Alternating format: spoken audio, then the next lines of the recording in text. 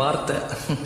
உன்னை எண்ணி பார்க்கையில் கவிதை கொட்டுது, அதான் அதை எழுத நினைக்கையில் வார்த்தை முட்டுது. அதேதான் பிரமாதம். கவிதை கவிதை படி.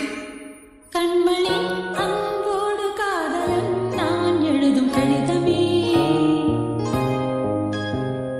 பொன்மணி உன் வீட்டில் சௌக்கியமா, நான் இங்கு சௌக்கியமே. உன்னை எண்ணி பார்க்கையில் கவிதை கொட்டுது, அதை எழுத நினைக்கையில் வார்த்தை முட்டுது.